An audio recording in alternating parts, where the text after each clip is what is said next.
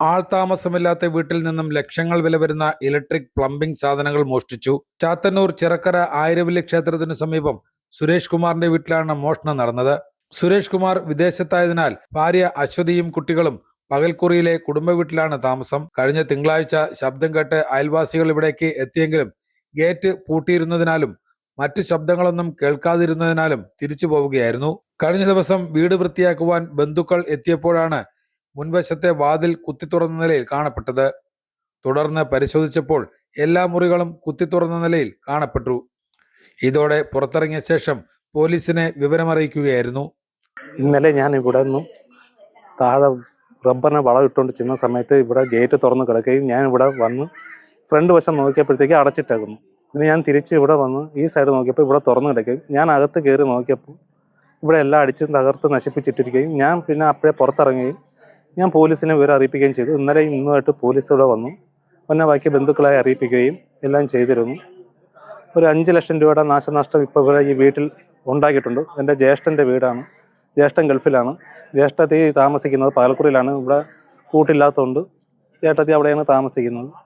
പിന്നെ വല്ലപ്പോഴും നമ്മൾ ഇവിടെ തുറക്കും. ഇവിടെ 3-4 ദിവസം മുമ്പ് സൗണ്ട് കേട്ടു. നമ്മൾ വന്ന് നോക്കിയപ്പോഴത്തേക്ക് ഇവിടെ പിന്നെ ഒരു ബഹളവും കേട്ടില്ല. നമ്മളങ്ങ് തിരിച്ചു പോയി.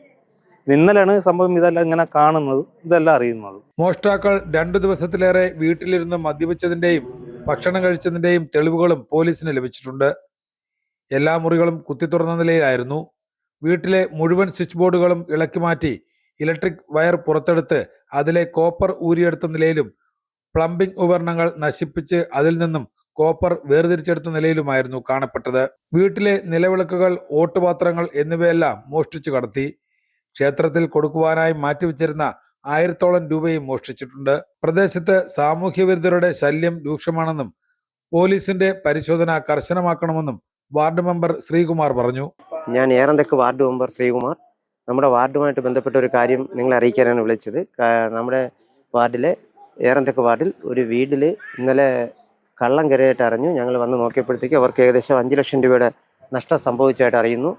വീടിൻ്റെ ഇലക്ട്രിക് ഉപകരണങ്ങളും സാനിറ്ററി ഫിറ്റിങ്സും എല്ലാം നശിപ്പിച്ചു. അതോടൊപ്പം ഇവിടെ സാമൂഹ്യ വിരുദ്ധരുടെ ശല്യം വളരെ കൂടുതലാണ്. ആയതിനാൽ പോലീസിൻ്റെ ജാഗ്രത വേണമെന്നും വാർഡ് നിവാസികളുടെ ആവശ്യം. അതോടൊപ്പം ലൈറ്റുകളില്ലാത്തതിൻ്റെ ഒരു പ്രശ്നം കാണുന്നുണ്ട്. ലൈൻ ഇല്ലാത്തതാണ് പ്രശ്നം. അതും മേലിൽ നിന്നോ അധികാരികളിൽ നിന്നും അതിനെല്ലാം നല്ലൊരു അഭിപ്രായം കിട്ടണമെന്നാണ് നമുക്ക് പറയാനുള്ളത്. ഇത് 3ാമത്തെ പ്രാവശ്യമാണ് ഈ വീട്ടിൽ ഇങ്ങനെ ഒരു സംഭവം നടക്കുന്നത്. അതുകൊണ്ട് പോലീസിൻ്റെ ഭാഗത്തു നിന്ന് നല്ലൊരു സംരക്ഷണം ഉണ്ടാകണമെന്നും ഈ വാർഡിൽ കഞ്ചാവ്, മയക്കുമരുന്ന് കച്ചവടക്കാരും ഉപയോഗിക്കുന്നവരും കൂടുതലാണ് ഈ ഭാഗത്ത്, ഒഴിഞ്ഞ ഏരിയ ആയതുകൊണ്ടും.